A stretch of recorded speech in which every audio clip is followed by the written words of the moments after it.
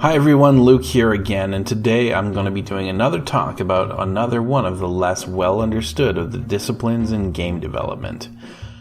It seems like the reception for my game designer video, as well as the video about game budgeting, went over reasonably well, so I figured that it would be worth continuing on that line and talking a little bit more about the who's who in a game studio.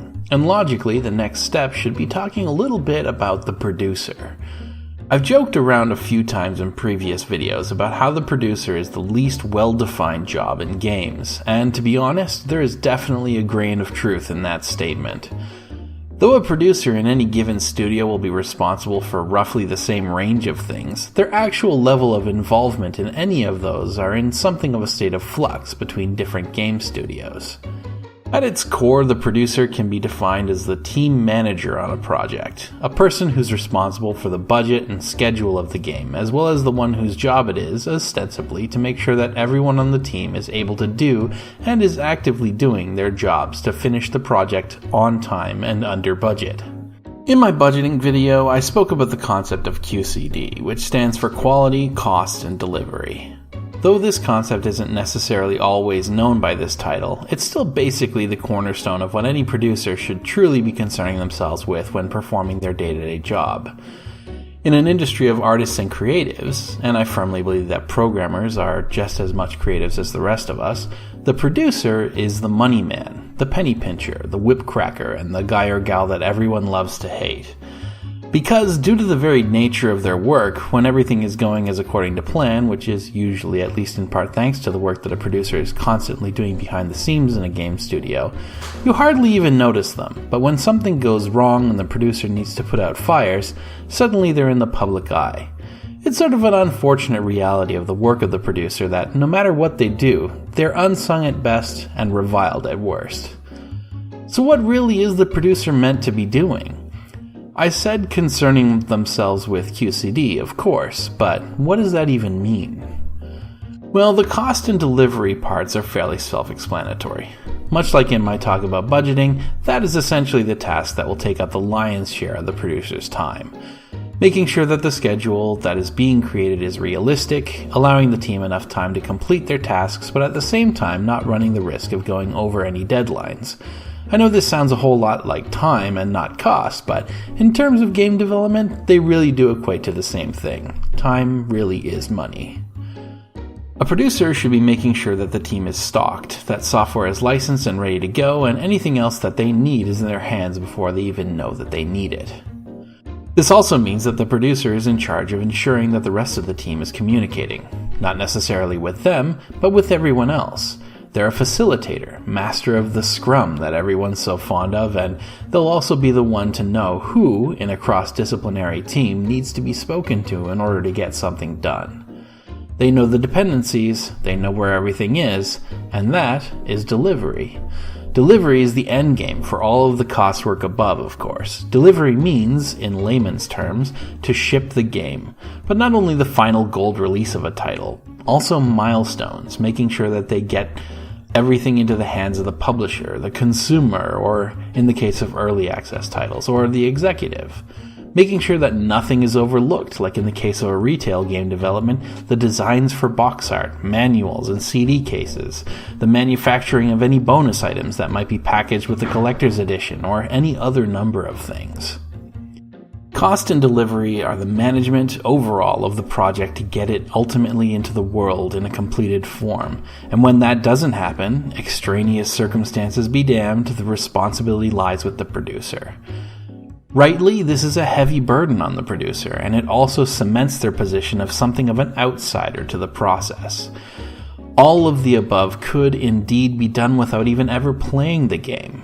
But then we see the queue being one of the most contentious parts of their responsibilities. Quality control can be pretty hard to define. Many will aim their sights squarely at management of the quality assurance, or QA process, so let's look there first. And of course, this is absolutely a very large part of their job. In the development of a game, or really any software project, QA is an ongoing and ever-present process.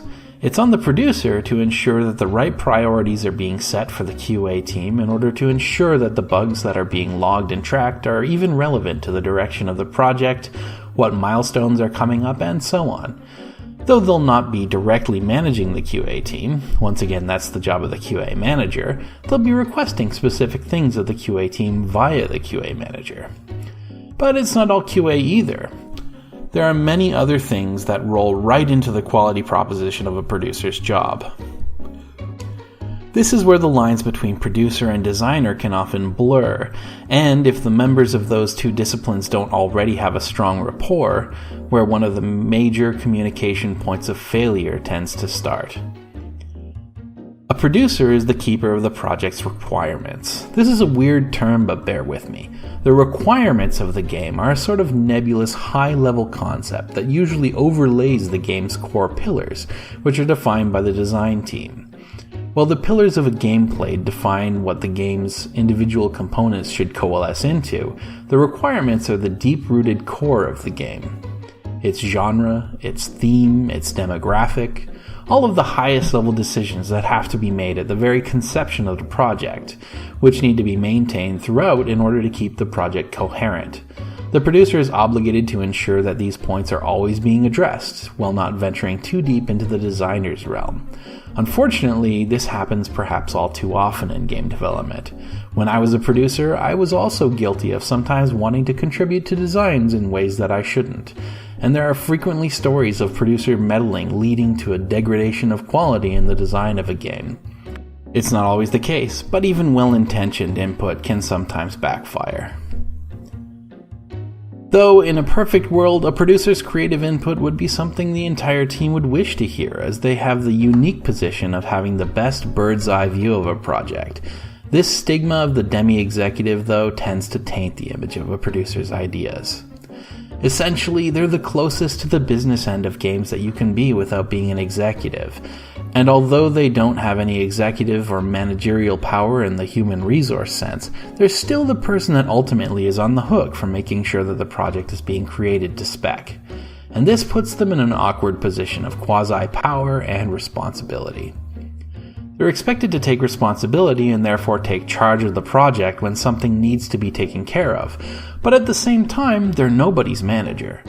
This often creates a sort of false sense of stepping outside of one's boundaries, because very rarely is a person in the games industry going to want to be micromanaged, especially by somebody who is about as far outside of their own discipline as you can possibly get while still being within the company. In some unfortunate cases, a producer can also find themselves hypnotized into a misguided sense of being in a position of authority as well. This is most often what leads to disputes among team members. Of course, a good producer is rarely ever going to be coming at this sort of an interaction from a position of power. Usually they're well aware that when it comes time for the producer to need to ask somebody for something, they're unbidden and often unwanted. But ultimately, the producer's role is to ensure that everyone's needs are being met, including the needs of those that are funding a given project. Oftentimes, though, it won't be perceived as such. The producer may only be looking for some way that they can better facilitate something that is causing a roadblock for the person they're addressing. Unfortunately, without the big picture knowledge that the producer's position affords them, somebody down in the trenches may not necessarily be able to see why exactly the producer needs something specific out of them, and that can lead to problems. The thing is, the producer's an obligate middleman, and that's a tough position to be in. By necessity, it makes them the face of the metaphorical corporate side of game development, which rubs a lot of creatives the wrong way. Some of the more cynical among you may be surprised to hear that there are many video game developers that share their views about the place of business in games.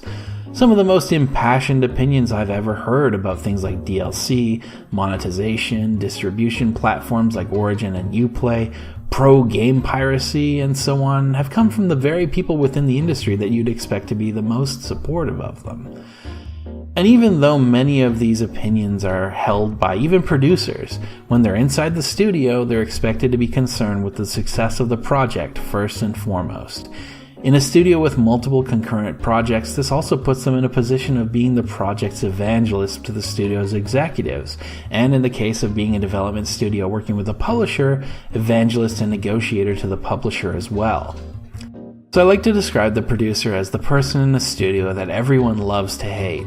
They're really an easy target because they put themselves there. They're the face of the development team when facing executives, publishers, and consumers. And they're the face of the publisher, executives, and consumers when they're addressing the development team. In the worst case scenario, they're also the one that takes the fall when something ultimately may go wrong with a project. Development team members see them as being the one enforcing overtime when they have to work faster and harder when schedules are tight, and the business side sees the fact that the team is in a state of crunch as a failing of the producer's ability to manage the team and get the results necessary of them. And yet, the producer is the greatest ally anyone on a team can have because they control that schedule.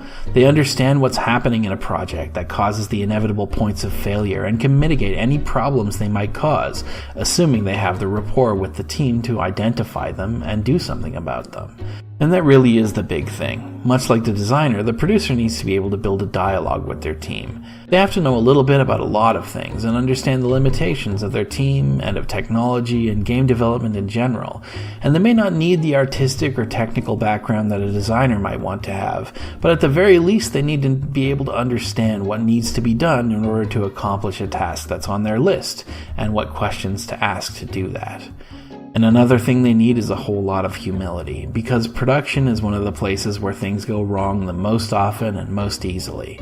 And when those things do go wrong, the producer needs to be the army general and make a choice, sell that idea to the people in charge and get the buy-in necessary from the team. And without excellent communication on all ends, this can be a nightmare. So though the producer's day-to-day work may seem mundane and even invisible to many, if they're doing their job right, that's probably the way it should look. If everything's going smoothly and your product feels like it's just going to ship on time, maybe it's worth buying your producer a beer, because they probably did something right. Thanks for watching. If you enjoyed this and want to hear more about other disciplines within the game industry or a specific facet of game development or game development methodology, I'm always happy to accommodate. And if you want more people to see this video, you can always share it and press that big red subscribe button down below the video. There's a new one of these every week. We don't only do game development education like ThursDev, but also have regular Let's Plays. Or don't, I'm just glad that you came by, and I do hope that you drop in again sometime soon. Thanks very much again, and take care.